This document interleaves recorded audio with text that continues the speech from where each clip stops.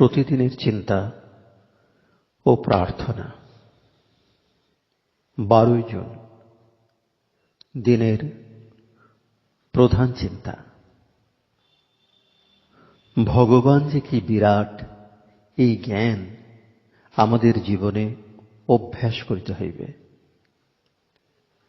মুখস্থ করা যায়, তুমি কি রয়েছ নাথ আমার ভিতরে, অথবা আছে কি আমি তোমার ভিতরে?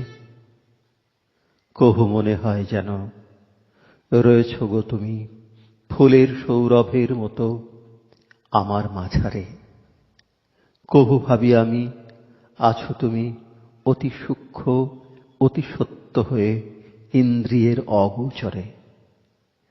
আবার জাগে মোর প্রাণে অন্তর গভীরে এই ভাব, হেরি তোমা আমি এক বিরাট অপার অনন্ত আকাশ সম।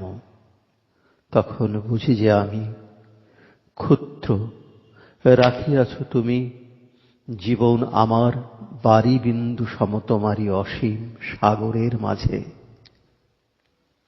উপদেশ: আমরা যখন অহংয়ের বশীভূত ও স্বার্থ প্রণোদিত হই, তখন দুশ্চিন্তা আমাদের অভিভূত করে এবং আমরা সাহস ও বিশ্বাস হারাইয়া দুর্বল হইয়া পড়ি।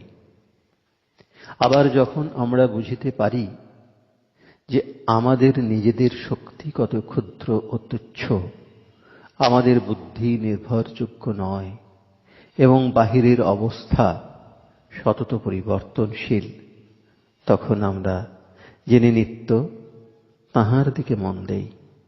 তখনই আমাদের জীবনে প্রথম নিশ্চিন্ততা ও নিরাপদ ভাবের আভাস জাগে এবং হৃদয়ে এক নূতন সাহস ও আশার সঞ্চার হয়। প্রার্থনা: হে প্রভু, তোমার কৃপায় আমি যেন সকল অহংকার, দম্ভ এবং স্বেচ্ছাচার জয় করিতে পারি এবং তুমি যে সর্বস্ব সকল তাহা যেন অনুভব করিতে পারি। সর্বশক্তির আধার তুমি, আমি তোমার হাতের যন্ত্র মাত্র।